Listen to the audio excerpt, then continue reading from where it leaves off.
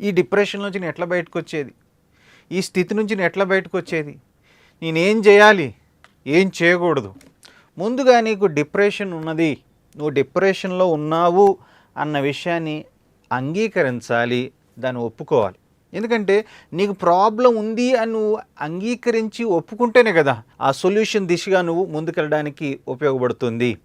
నువ్వు నీ ప్రాబ్లంనే యాక్సెప్ట్ చేయకపోతే నీ ప్రాబ్లం నుంచి నువ్వు అన్నిటికీ బయటకు రాలేవు. కాబట్టి ఫస్ట్ ఆఫ్ ఆల్ నీవు గనక ఈ చెప్పిన లక్షణాలని గనక నీలో 2 వారాల కంటే ఎక్కువగా ఉన్నట్లయితే, లేదా నీకే డిప్రెషన్ ఉందన్న విషయం నీకు అర్థమైనట్లయితే, ముందు నువ్వు చేయాల్సిన విషయం ఏంటంటే ఒప్పుకోవాలి, దాన్ని నువ్వు యాక్సెప్ట్ చేయాలి.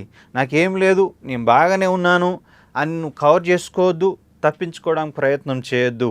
అలా ఉన్నట్లయితే నువ్వు ఎప్పటికీ ఆ డిప్రెషన్ అలాగే కొనసాగుతూ చివరికి చాలా ఘోరమైన స్థితిలో నువ్వు ఒక రోజున కనబడే పరిస్థితి రావచ్చు. దయచేసి తమ్ముడు, చెల్లి, అన్న, అక్క, మీకు నేను ప్రేమతో చెప్పేది అంటే ముందు మీ స్థితిని మీరు అంగీకరించండి.